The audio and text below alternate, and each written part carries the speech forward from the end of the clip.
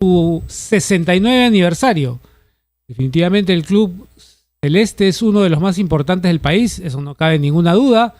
Y bueno, ha dado al fútbol peruano una gran cantidad, una larga lista de nombres importantes que han aportado y que se han sumado a la selección y que en el mismo club también han mostrado su fútbol y han llevado a que el equipo cervecero haya sido y siga siendo el mejor rankeado, el club peruano mejor rankeado a nivel internacional, ¿no? Podría mencionar una gran cantidad de nombres y seguro los amigos que son hinchas de Cristal me podrían aumentar esa relación de nombres, ¿no? Pero podríamos hablar de Alberto Gallardo, podríamos hablar de Orlando Latorre, de Ramón Mifflin, podríamos hablar también de Alfredo Quesada, ¿no? Un poco más cercano en el tiempo, tenemos a Julio César Uribe, tenemos a Julio César Valerio, ¿no? A Roberto Chorrillano Palacios y Franco Navarro, que también pasó por Cristal, que ahora está en Alianza Lima, la Pepa Valdesari y más recientemente quizá el máximo exponente del equipo actual de Sporting Cristal y su mayor referente sea Yoshimaru Yotun. Entonces, una serie de nombres que han pasado por el club y que de verdad lo han hecho más grande. Y desde ahorita ya invito a los amigos que nos están siguiendo a que me comenten y me digan cuál es o cuál consideran que ha sido o es el mayor ídolo del Club Sporting Cristal. Así que desde ya los animo a que hagan sus comentarios, nos escriban por alguna de nuestras redes y nos digan cuál es el nombre que ustedes consideran el mayor ídolo del Sporting Cristal y por qué. Y estaremos luego compartiendo las opiniones y estaremos conversando al respecto. Por otro lado, ayer se llevó a cabo la reunión de directorio de la Federación Peruana de Fútbol como se tenía previsto y uno de los temas a tratar fue el nuevo formato del campeonato 2025. Todo hace indicar que este ya ha sido aprobado y es una especie de mix entre el campeonato actual y estas opciones que se venían manejando de jugar una liguilla entre los equipos que no quedaran primeros. Ahora lo vamos a conversar con mayor detalle, pero creo que la solución a la que han llegado termina siendo dentro de lo posible positiva. Me parece que se está respetando hasta cierto punto el mérito de ganar los campeonatos de apertura y clausura y terminar siendo primero del acumulado, ¿no? Ahora lo vamos a desmenuzar lo que ha ocurrido.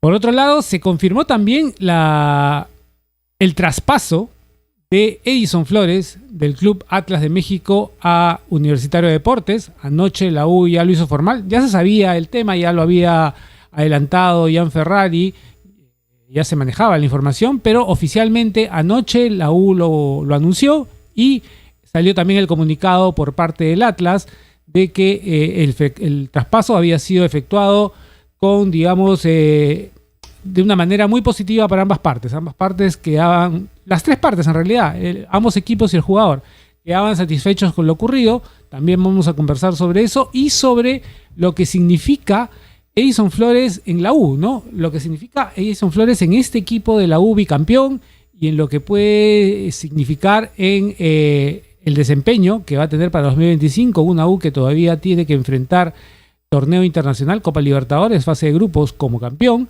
y que seguramente entre sus objetivos estará la búsqueda del tricampeonato nacional. Por otro lado, también siguen el movimiento de jugadores en los diferentes clubes, altas y bajas. Hoy Alianza anunció oficialmente la salida de Adrián Arregui, uno de los refuerzos extranjeros que llegó el año pasado, que seguramente fue uno de los más criticados y que probablemente fue uno de los que menos rindió. Conversaremos también sobre ese tema y sobre otras noticias que se están dando, como por ejemplo la renovación, por así decirlo, de Hernán Rengifo, ¿okay? En el ADT, un jugador que el año 2025 cumplirá su cumpleaños número 42, ¿okay?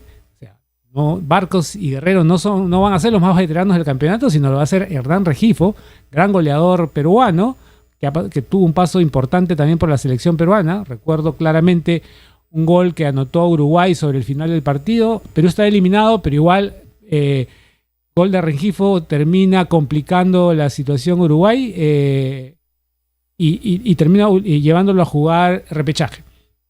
Así que Hernán Rengifo se estaría retirando este año del fútbol peruano, como digo, el próximo año, como digo, con 42 años de edad. Y también conversaremos sobre las declaraciones que hace unos días dio el señor Freddy Ames, uno de los nuevos integrantes del directorio de la Federación Peruana de Fútbol, respecto a su posición, que entendemos de alguna manera termina siendo una posición hasta cierto punto mayoritaria al interior de la federación sobre la permanencia o la continuidad de Jorge Fossati, ¿no? Freddy Ames indicó que no está conforme con la forma en que se viene jugando, en que viene dirigiendo el entrenador el seleccionador peruano, y lo está instando de alguna manera a modificar su plan de juego, ya lo vamos a conversar, y que le atribuye la obligación de clasificar al Perú al repechaje. Sin más, desde ya los invito, hoy me toca estar a mí al frente de la mesa, y ya saben, comenten desde ya sus preguntas, todo lo que deseen hacer. Los hinchas de Cristal hoy día están totalmente invitados a hacer cualquier comentario que tengan sobre su club, sobre el aniversario número 69, sobre su experiencia como hinchas, sobre el partido que más recuerdan, sobre la participación que consideran más importante del equipo a nivel local e internacional, y sobre todo la pregunta que les hice: ¿cuál consideran ustedes que es el mayor ídolo de Sporting Cristal y por qué? En base a eso veremos cuáles son los comentarios y tendremos a bien hacer las réplicas, las preguntas y las repreguntas que corresponden. Bueno, como decía, ayer se llevó a cabo la reunión de directorio de la Federación Peruana de Fútbol, y uno de los temas, quizá uno de los mayores, de los temas más importantes que se tocaban, era el tema del formato. En realidad se iban a tocar tres temas: la continuidad, el posible reemplazo de Juan Carlos Oblitas como director de fútbol de la selección peruana.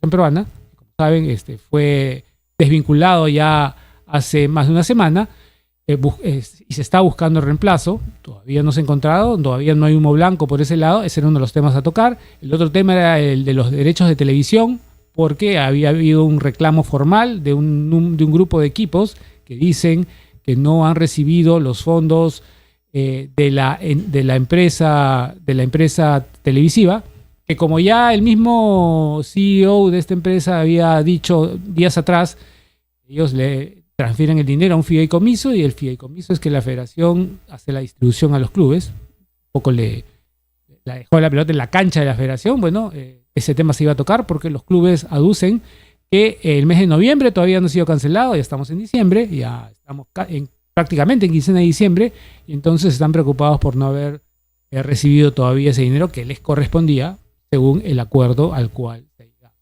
Y el tercer tema, y quizá el que para todos terminaba siendo un poco más candente, por así decirlo, era el tema del formato, el nuevo formato del campeonato nacional para el próximo año. ¿Cómo se va a jugar la Liga 1 el próximo año? Bueno, lo que se ha decidido es lo siguiente. Vamos a ir paso a paso. Primero que nada, la idea es que este campeonato empiece el día 30 de enero. Es decir, el último fin de semana de enero, los últimos 2 días de enero, iniciaría el campeonato, y va a ser jugado hasta el mes de diciembre. Ahí hay un primer cambio, ¿no? Recordemos que este año el campeonato terminó a inicios de noviembre y quedaron prácticamente 2 meses sin fútbol, lo cual de alguna manera terminó perjudicando a la empresa dueña de los derechos porque no tenía partidos que transmitir, y eso ha hecho que se modifique un poco el calendario, aprovechando también el hecho de que van a haber 3 fechas FIFA a lo largo del 2025 que van a corresponder justamente con las 6 fechas que quedan pendientes para finalizar la eliminatoria con miras al Mundial de Norteamérica 2026. Estas fechas serían en marzo, serían en junio y serían en septiembre.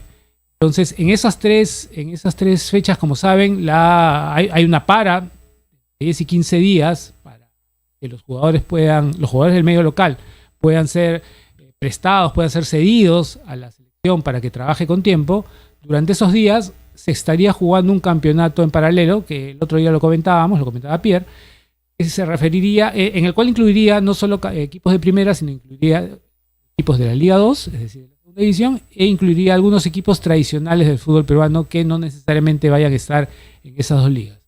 Podría ser un equipo de Liga 3, podría ser quizá algún equipo distinto, ya se verá, todavía no se ha determinado qué equipos van a jugar ese campeonato, pero con ese campeonato paralelo, con ese campeonato adicional, es que se piensa un poco completar las fechas y hacer que el campeonato local se extienda un poco más. Entonces, empieza el 30 de enero, va hasta diciembre. En principio, se está jugando con 18 equipos, ¿okay? Viendo que, o acatando esta resolución que indica que Ayacucho Fútbol Club va a ser parte también de la Liga 1. Por el momento, como digo, son 18. Vamos a ver si terminan en 18, si al final regresan a 17, lo cual es muy difícil, o si por ahí terminan siendo más.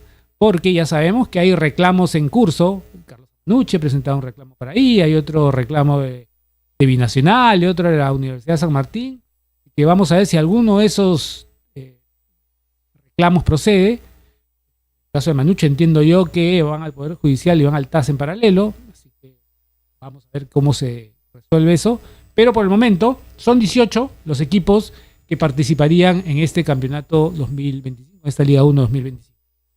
Ok, ¿qué pasa si un mismo equipo campeona en la apertura, gana en la apertura y gana el clausura?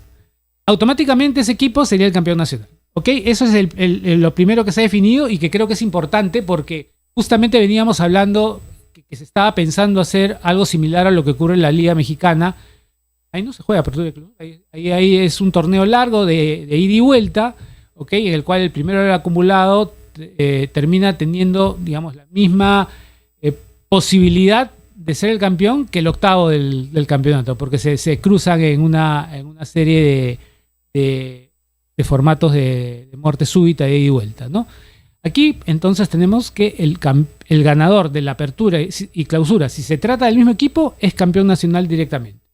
Me parece positivo porque eso va a generar que los equipos se esfuercen en ganar no solo uno de los campeonatos, sino ganar los dos. Porque si gana uno, no termina siendo suficiente, y vamos a ver ahora por qué.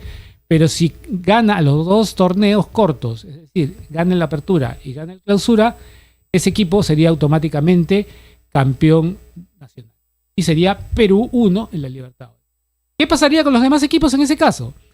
El segundo del acumulado esperaría para jugar una final o un playoff, si quieren llamarlo así, al ganador del choque entre el tercero y el cuarto del acumulado. Es decir, el ganador de la apertura y clausura, independientemente de en qué puesto termine, es campeón nacional.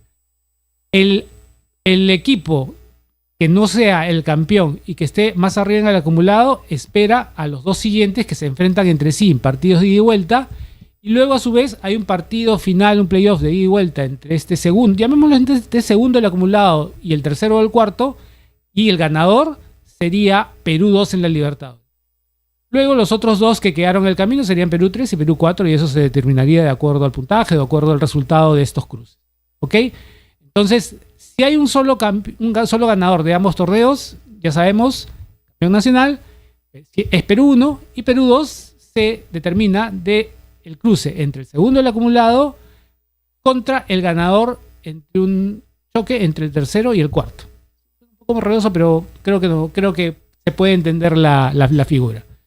El tema es qué pasa si no es el mismo equipo el que gana en la apertura y el clausura. Ahí sí la cosa cambia un poquito. Si un equipo gana la apertura y un equipo gana el clausura, ahí sencillamente no tienen nada. ¿Por qué? Porque tienen que jugar una semifinal contra los dos siguientes mejor posicionados en el acumulado. Es decir, si el ganador de la apertura y el ganador de la clausura son los dos primeros, ¿ok? Tendrían que jugar una definición contra el primero, contra el tercero y el cuarto de la, ¿ok? Semifinales. cruce, ida y vuelta, y los dos ganadores juegan la final y serían Perú 1 y Perú... El ganador sería Perú 1 y el perdedor sería Perú. ¿Ok? Entonces ahí sí hay un cambio. Por ejemplo, vamos a dar el ejemplo de lo que ocurrió este año y el año pasado para ejemplificar ambas situaciones. Este año, por ejemplo, la U fue el ganador de la apertura y el clausura. ¿Correcto? En ese caso, con el formato del próximo año, hubiera sido campeón nacional. Lo mismo que ocurrió ahora sería el próximo año. ¿Qué hubiera pasado con los demás equipos? Cristal fue el segundo del acumulado. ¿Ok? Entonces Cristal hubiera tenido que esperar al ganador del choque entre Melgar, que quedó tercero, y Alianza, que quedó cuarto. El ganador de ese partido entre Alianza y Melgar hubiera enfrentado a Sporting Cristal, y el ganador de ese partido hubiera sido Perú 2. Es decir, bajo el formato del 2025, este año Alianza, quedando cuarto, hubiera tenido la oportunidad de ser Perú 2, si es que hubiera ganado a Melgar, que era el tercero del acumulado, y luego hubiera ganado a Sporting Cristal en una posible semifinal. Es decir, lo mismo que hubiera ocurrido si Alianza ganaba el clausura, no hubiera necesitado, mejor dicho, ganar el clausura para poder acceder a ser Perú 2 bajo este nuevo formato. Tomando el ejemplo de los ganadores diferentes, vamos al año 2023. En el año 2023, Alianza fue ganador de la apertura y la U fue ganador de clausura. El tercero del acumulado fue Cristal y el cuarto del acumulado fue Melgar. En ese caso, hubieran habido semifinales entre estos cuatro equipos. ¿Okay? Entonces hubieran jugado Alianza, la U, Cristal y Melgar, cruces entre ellos, para luego los dos ganadores de esos cruces de ida y vuelta ir a un playoff final y de vuelta también, y el ganador hubiera sido el campeón.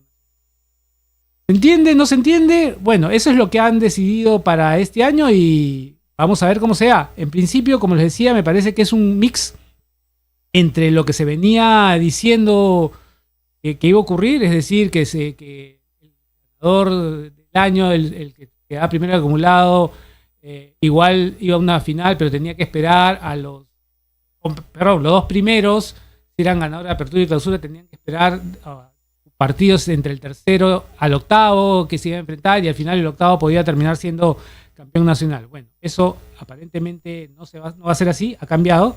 Sería la única diferencia con respecto a la idea que se venía manejando. Pero bueno, vamos a ver en todo caso cómo se da eso y cómo prospera, ¿no?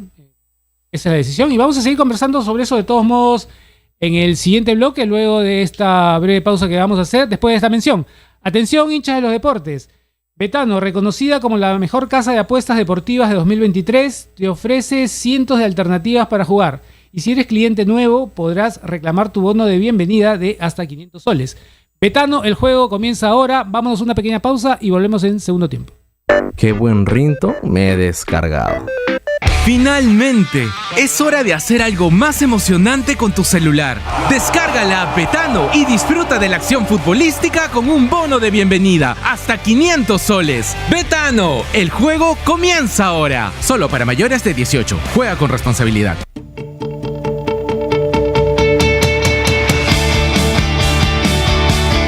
Volvemos, amigos, a segundo tiempo, un programa de hinchas para hinchas. Y ya saben, les recuerdo a los amigos hinchas de Sporting Cristal, el programa es de ustedes esta tarde, así que envíenos sus comentarios, sus vivencias, un saludo si quieren al club. Recuérdenos cuál fue el partido que recuerdan más, el jugador que más les gustó, por qué se hicieron hinchas de Sporting Cristal y cuál consideran que es el mayor ídolo del club en todos estos 69 años de vida que tienen. Veníamos hablando sobre el campeonato nacional y este nuevo formato y lo habíamos explicado de la manera más clara posible. No sé si habrá quedado claro, espero que sí, espero haber tratado de ejemplificar lo mejor, de la mejor forma posible lo que se va a dar. Hay que añadir un par de detalles. Sobre el cupo de los extranjeros, por ejemplo, al final quedó determinado que van a ser 6 extranjeros por equipo, 6 en cancha incluso, porque se manejaba que podían bajar a 5, después que podían ser 6 por equipo y 5 en cancha. No, al parecer van a ser 6, los 6 pueden estar en cancha y se puede reemplazar uno a mitad de año, algo que este 2024 no se podía hacer. En el 2025 los equipos van a poder reemplazar a alguno de los extranjeros a mitad de año. Yo creo que eso es discutible, ¿no? Porque puede ser bueno o puede ser malo. Puede ser bueno en el sentido de que si se da por algún tipo de lesión, bueno, en el caso de lesiones los equipos tienen que asumir igual la responsabilidad sobre los jugadores, pero si se da por algún tema de bajo rendimiento muy notorio, los equipos, los clubes podrían reemplazar a alguno de sus jugadores extranjeros. Pero eso también, si lo vemos de otra forma, podría ser visto como que terminaríamos con 7 extranjeros por club en un año, y eso podría de alguna manera restarle espacio o quitarle espacio a jugadores formados en las canteras, a jugadores nacionales, etcétera, etcétera. Y a esto hay que sumar el hecho de que no habrá el límite de nacionalizados, lo cual es lógico, ¿no? Porque eso no había forma, la verdad, no había forma legal de limitar el número de jugadores nacionalizados por club. Se pensaba que podían ser 2. ¿Por qué no? Porque desde el momento que son ciudadanos peruanos, sea por nacimiento, sea por naturalización, tienen derecho al trabajo. Entonces no puedes limitar que un ciudadano peruano pueda o no trabajar bajo ningún sentido, porque termina siendo algo inconstitucional. Así que en ese por ese lado tuvieron algo de razonamiento. Entraron en razón y no han considerado el tema de los nacionalizados. Así que no hay restricciones por el tema de los nacionalizados. Así se va a jugar el campeonato. Vamos a ver, como les decía, cómo se da. Y esperemos que sea lo mejor. Esperemos que sea la mejor decisión para un mejor nivel. Porque al final de cuentas lo que buscamos es que el campeonato peruano poco a poco eleve su nivel, que podamos ser más competitivos cada vez a nivel internacional y que esto redunde en una mejora de los jugadores. Al final de cuentas, lo que queremos es que los clubes crezcan, que los jugadores crezcan también junto con sus clubes y que tengan una mayor posibilidad de mostrarse, de jugar, de sumar minutos y luego de poder emigrar al extranjero, que creo yo termina siendo el objetivo, la meta de muchos de los jugadores nacionales. Jugar en equipos de un mayor nivel, sea en la región, sea en Europa. Yo creo que esa es la aspiración lógica y natural de cualquier jugador de fútbol peruano. Base a eso, espero que este formato colabore con eso, contribuya con ese objetivo, y al final de 2025 veremos si esto ocurrió o no ocurrió. Pasando ahora al segundo tema que teníamos pensado conversar para el día de hoy, no sin antes, reitero, los hinchas de Cristal, comenten por favor, estoy ya ahí leyendo algunos comentarios que los vamos a compartir en unos minutos más con la ayuda de nuestro amigo Juan Carlos. Comenten cuál consideran que fue el mayor ídolo del Sporting Cristal, y de ahí el tema sobre Sporting es libre, partido que más les gustó, equipo que más recuerdan, jugador que más recuerdan, cómo se hicieron hinchas, etcétera, etcétera. El segundo tema para hoy, como decía, es ya oficialmente Edison Flores es jugador de Universitario de Deportes. O sea, el préstamo que tenía del Atlas ya no se requiere extender. Un poco complicado de extender ese préstamo porque Atlas buscaba la cesión definitiva del jugador, el traspaso del jugador con una venta. Este traspaso se ha dado de una manera satisfactoria para todas las partes. Seguramente las partes han tenido que ceder en algo para que esto se dé, pero al final los tres componentes, es decir, Atlas, Universitario y Edison Flores, están contentos, y Edison Flores va a continuar su carrera en Universitario de Deportes por 4 años más, en teoría. Es decir, hasta el 2029. ¿Qué ocurrió? El contrato de Edison Flores con el Atlas tenía para un año más. Edison Flores decidió, prescindir del sueldo que le correspondía por ese año para facilitar el término del vínculo con el Atlas, y en ese momento se dio el pase a Universitario de Deportes. La pregunta ahora, nuestros amigos hinchas de la U, es ¿qué opinan de este traspaso? Ok, me queda claro, viendo desde el punto de vista externo, como hincha de Alianza que soy, Edison Flores ha sido determinante, seguro, en estos 2 últimos años en el bicampeonato de la U. Quizá más determinante en el año 2023 que este año 2024. Este año 2024, digamos que si bien Edison Flores tuvo una participación relevante a lo largo del año, creo que en en números efectivos, llámese goles, llámese asistencias, llámese jugadas clave, pases clave, etcétera, tuvo una mejor estadística en el año 2023 que en el año 2024. Aparte que también tuvo por ahí una lesión que lo complicó algunas semanas, ¿no? ¿Están de acuerdo con los hinchas de la U con este traspaso? ¿Están de acuerdo con esta continuidad prolongada de Edison Flores? Más allá de que nadie niega la identificación de Edison con la U, nadie niega el cariño que le tiene al club, nadie niega, como digo, esta relación que existe entre U y el jugador, porque es muy estrecha, a diferencia de otros jugadores quizá de su misma generación, de su mismo año, ¿no? De su misma categoría. Esa es la palabra que estaba buscando. De su misma categoría. Es más, me salgo un momento del tema. Salieron unas declaraciones justamente de Edison Flores, Sandy Polo y Aldo Corso, refiriéndose al tema de Canchita González, ¿no? Y cómo expresaban estos tres jugadores y mostraban su desacuerdo a la manera en que, no a la manera en que salió Canchita, sino después a las posteriores declaraciones, un poco diciendo que como que su corazón era del cristal y que se sentía más cómodo ahí, ¿no? Hablan de temas como que decepción, como que consideran que Canchita está equivocado, que no era la forma, como que hay una falta de ahí de agradecimiento hacia el club que lo hizo conocido, que lo hizo debutar, y mostraban su desacuerdo, ¿no? Seguramente no cayó muy bien la salida de Christopher González de la U, y más que eso, las declaraciones posteriores. Pero bueno, volviendo al tema de Edison, ¿no? La idea aquí es que Edison Flores, va a estar en Universitario de Deportes los próximos 4 años. Actualmente Edison Flores tiene 30, o sea, estará hasta los 34 por lo menos, seguramente llega el momento, podría extenderse incluso más el contrato dependiendo de la situación en ese momento del jugador. ¿Ustedes creen que ha sido conveniente, en general, hinchas de la U, hinchas de otros equipos, ustedes creen que eso es un contrato más favorable para el club, más favorable para el jugador? ¿Es favorable para ambos? ¿Es lo que ustedes esperaban? ¿Están de acuerdo con la continuidad de Edison Flores en el equipo?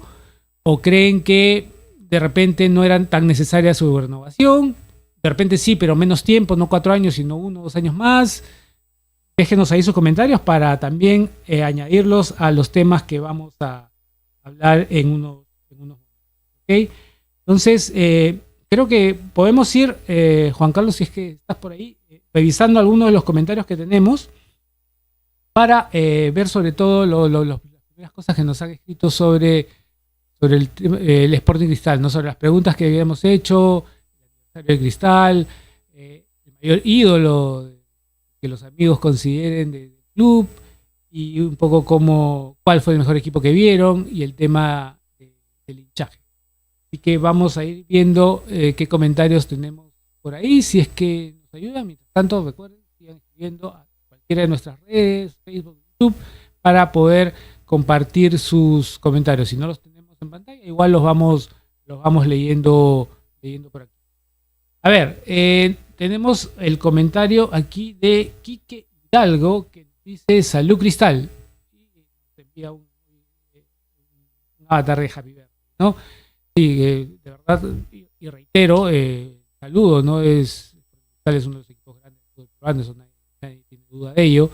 ¿Okay? Y otra cosa que tampoco no se puede tener duda, porque es un dato, es el equipo peruano mejor rankeado a nivel Conmebol, a nivel internacional. Y eso tiene un mérito que seguramente es totalmente meritorio para el club, para los jugadores que han pasado por ahí, que han hecho que esa nominación o esa situación se dé a favor de los colores, ¿no? Raúl Delgado nos dice: ese SC del 96 fue el mejor equipo, una maquinita, le dio un baile al River campeón del pelado Ramón.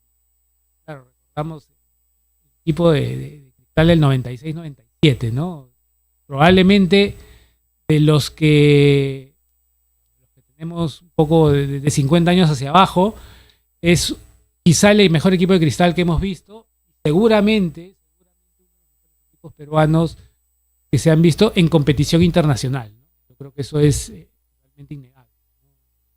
Este equipo donde, entre otros, hay muchos nombres, pero entre otros brillaron pues Valerio, Juliño, Ñol Solano, Roberto Chorrillano Palacios, etcétera. Gran equipo de Sporting Cristal. Dan varios nombres, lo repito, así que ayúdenme por favor con los nombres que se me están yendo, pero hay un equipo muy completo. Jorge Soto, ¿no? El Camilo Soto, definitivamente. Varios por ahí que se me están quedando en la mente. Julio César Antón, etcétera. Un montón de jugadores por ahí que son y fueron parte de esos años maravillosos de Sporting Cristal tanto en Perú como en la Libertadores, ¿no? Porque tuvieron una gran participación en la Copa Libertadores también. De ahí, Raúl Delgado, este segundo comentario de Raúl Delgado lo voy a dejar para después porque está hablando justamente sobre el formato y ahora lo vemos. Coco Manrique, que tiene tiene ahí su logo del Sporting Cristal como foto de perfil, como imagen de perfil. Nos dice: saludos señores de segundo tiempo. Hoy 13 de diciembre está de aniversario el Club Sporting Cristal. Cumple 69 años de vida institucional. Un abrazo para todos los hinchas celestes.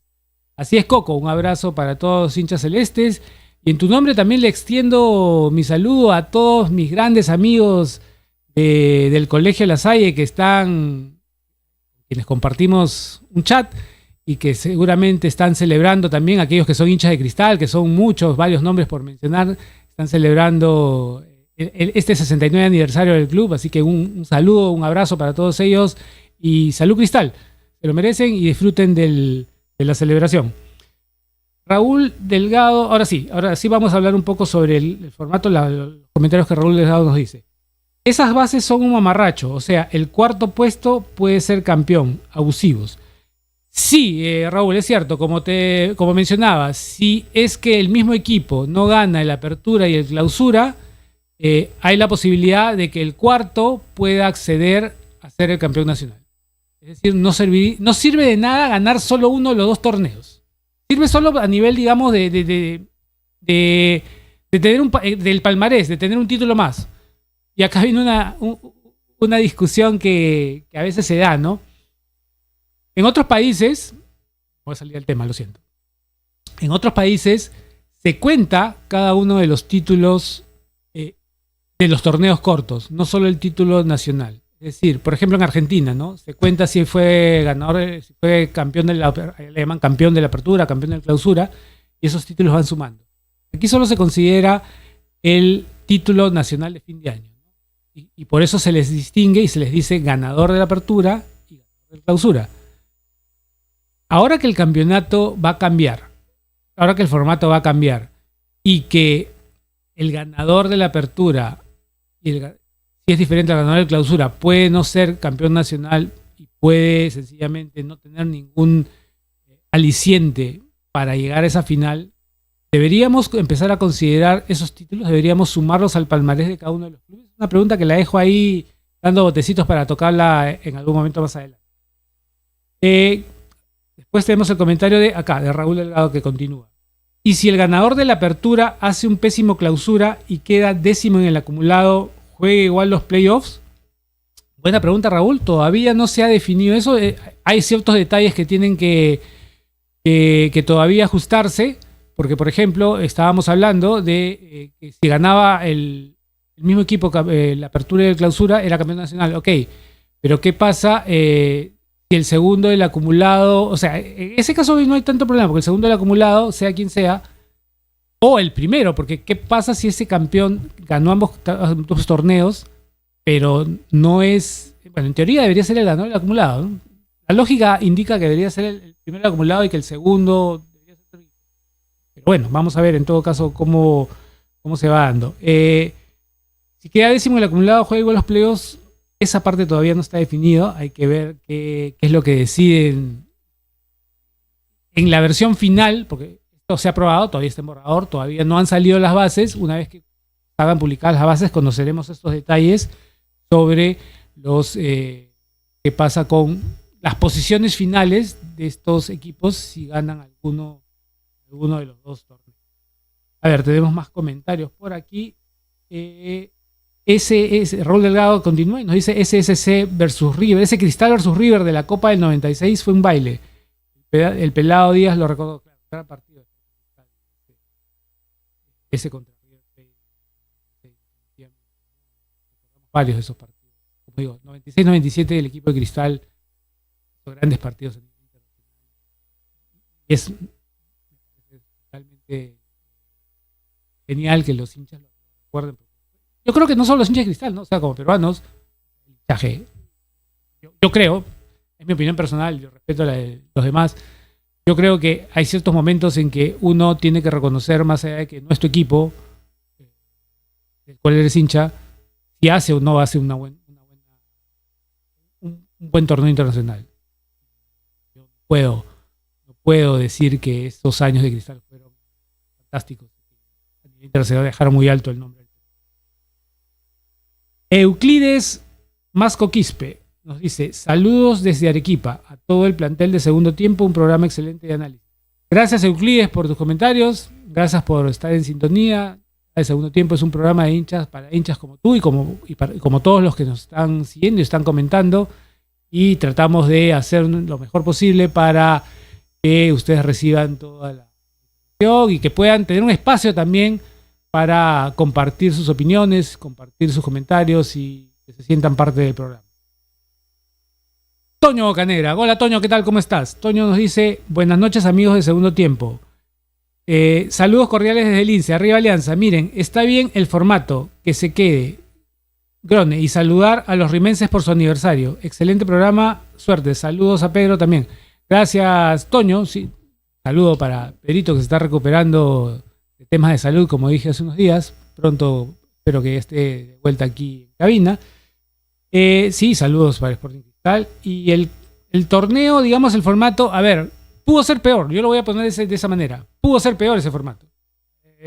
Creo que dentro de lo malo que pudo ser, ha terminado siendo medianamente sensato. Ganador, si el mismo equipo gana Apertura y Clausura, es campeón. Si eso por lo menos no ocurría, me hubiera parecido totalmente una locura, me hubiera parecido cualquier cosa de este campeonato. Pero bueno, tenemos por lo menos eso. Ya de ahí. Y también el hecho de que solo hasta el cuarto lugar puede ser campeón. Discutible, pero bueno. Pero ya que el sexto lugar hubiera podido ser campeón, ya eso sí, obviamente me parecía inaudito. ¿Okay? Entonces, por lo menos, algo positivo. Veamos el vaso lleno, no vacío. Algo positivo se ha sacado. Manuel RSP nos dice: Sporting Cristal del 96. Sí, todos recuerdan que Sporting Cristal del 96, campeón del 96 y que jugó Copa Libertadores en el 97. Euclides Masco Quispe nos dice: Julio César Uribe es el mejor jugador de todos los tiempos de Sporting Cristal. Felicitaciones a todos los hinchas de Universitario de Deportes.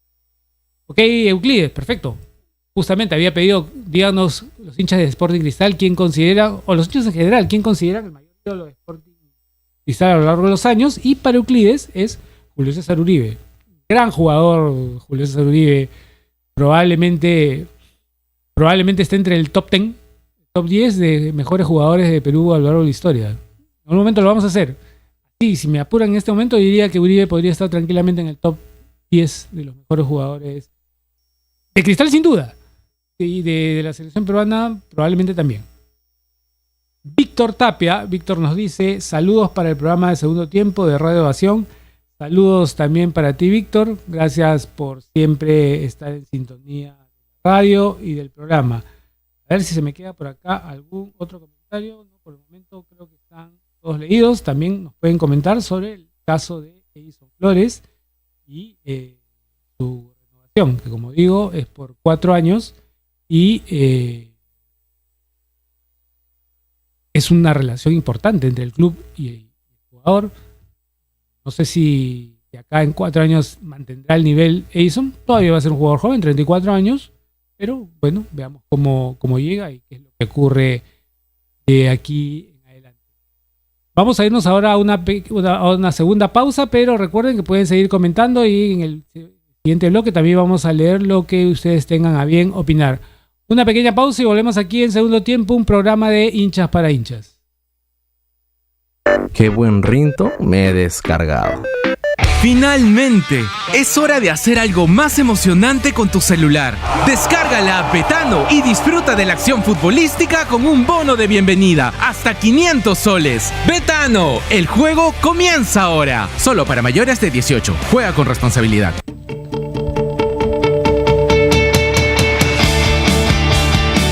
Volvemos aquí a Segundo Tiempo, un programa de hinchas para hinchas, y ahora en este tercer bloque vamos a hablar un poco sobre lo que fueron las declaraciones del señor Freddy Ames, directivo del club Copsol, y que fue uno de los tres nombres que reemplazaron a las personas salientes del directorio de la Federación Peruana de Fútbol. Como recordarán, los señores Raúl Bao, Enrique Dupuy y la señora Gisela Mandriotti decidieron renunciar al directorio de la Federación Peruana de Fútbol, seguramente a raíz de los problemas que se suscitaron respecto a la investigación que se venía siguiendo, y creo que se viene siguiendo todavía a Agustín Lozano y a su entorno. Bueno, estas tres personas fueron reemplazadas por los señores Freddy Ames de Copsol, Claudio Limaya del AET y Gabriela Moreno, representante del arbitraje peruano. Bueno, uno de estas personas, Freddy Ames, justamente salió a dar unas declaraciones antes del directorio, porque uno de los temas que se iba a tratar era justo el posible reemplazo de Juan Carlos Oblitas como director deportivo de la Selección Peruana de Fútbol. Pero esto obviamente está totalmente ligado al tema del técnico, porque si llega un nuevo director deportivo, ¿mantendrá al técnico actual o decidirá que hay algún tipo de cambio en el timón? ¿Podrá confiar en que es capaz de llevarnos a ese séptimo, ese lejano digamos difícil y utópico, si quieren, incluso séptimo puesto, o sencillamente asumir que ya estamos eliminados y que debemos empezar a pensar en el Mundial de múltiples sedes, 6 sedes? No hemos hablado de eso, pero ya lo tocaremos en algún momento. El de 2030, ¿no? Que se va a jugar en España, en Portugal, en Marruecos, pero que también van a tener algunos partidos en Argentina, en Uruguay, por el centenario del Mundial de Fútbol, ¿no? El 2030, los Mundiales de Fútbol cumplen 100 años. El primer mundial en Uruguay en 1930 y la última sede de Paraguay, que la Conmebol está ahí, ese sucede, y probablemente eso haya influido en que se le incluya también. Bueno, el señor Freddy Ames declaró diciendo que él estaba totalmente en desacuerdo con la forma de juego que tenía la selección peruana al mando de Jorge Fossati. Consideraba que el 3-5-2 no era el sistema adecuado y que, por el contrario, debía cambiarse justamente a un 4-4-2. Él decía, es más, fue mucho más allá, decía que él desconocía la situación contractual de Jorge Fossati, que no sabía exactamente cómo era el tema de la extensión de ese contrato y los detalles, dando a entender que si fuera por él, él prescindiría de sus servicios. Pero sin embargo, el hecho de que pueda existir una cláusula de rescisión, como usualmente ocurre en este tipo de casos, dificultaría esa posibilidad de cambio de técnico, ¿no?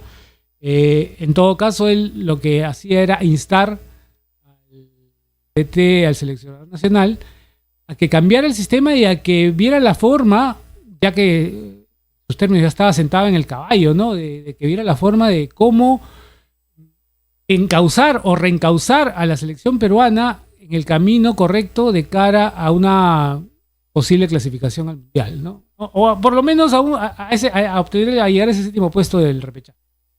Entiendo yo que hay una diferencia muy marcada de opiniones con respecto a la estrategia de Fossati. Él dice que él considera que es importante cambiar del 3-5-2 al 4-4-2 o al 4-2-3-1 o al 4-3-3, porque es el sistema con el cual mejor se acomoda la selección peruana, los jugadores de la selección peruana, y que si eso no ocurre, sencillamente es difícil que salgamos. Vamos a ver cuál es la respuesta de Jorge Fossati, porque me imagino que en algún momento, en alguna conferencia de prensa, se le va digamos, alcanzar estas declaraciones, se le van a comentar estas declaraciones y él con toda seguridad va a tener alguna respuesta en ese sentido. A favor, en contra, no lo sabemos. En todo caso, seguro en el momento en que se elija a un nuevo director de fútbol, será importante conocer su posición respecto al tema y si considera que lo más beneficioso para la selección es mantener al técnico actual o si por el contrario es preferible cambiarlo y traer una nueva persona para las 6 últimas fechas. Bueno, vamos a terminar con los comentarios que tenemos por aquí. No se los queden, vamos a tratar de incluir todos los comentarios esta tarde-noche. Santos Pedro nos dice, buenas tardes, saludos Sergio y que se recupere Pedro. Gracias, Santos. Gracias, Pedro, perdón. Y pronto regrese. ¿Ya se sabe cuántos van a descender con esta nueva base o sigue igual? Buena pregunta. No se sabe todavía. No hay una noticia al respecto. No tenemos, en este momento no hay idea, la verdad, de cuántos van a descender. Ni siquiera sabemos cuántos van a ascender. O sea, comencemos por ahí. Ya ascendió uno más que no está en los planes, que es el Ayacucho. Creo que hay que empezar el próximo año, hay que esperar el próximo año que empiece el campeonato y ver si empezamos con 18. Ahí ya se sabrá más o menos, o ahí se podrá tener alguna idea de cuántos van a descender. Ahorita es difícil saberlo y ¿verdad? Cualquier número que vemos en este momento va a ser sencillamente al azar o va a ser una especulación sin ningún tipo de... Junior Pérez Rodríguez nos dice, hola, buen programa. Ya se sabe qué árbitros están habilitados para 2025. Buena pregunta, Junior Pérez. Lo único que se sabe es lo que ya habíamos comentado y se conoce de hace ya un mes atrás, varias semanas atrás, ¿no? Diego Aro era uno de los árbitros que habían sido, digamos, descendidos de categoría, por así decirlo. Edwin Ordóñez era otro de ellos. Por el momento no tenemos otro nombre seguro, ¿no? Ahora que recordemos, había un cambio también en la CONAR, esto lo informó Pierre ayer justamente, un cambio en la CONAR, hay un nuevo presidente de la CONAR, Winston Reategui, es el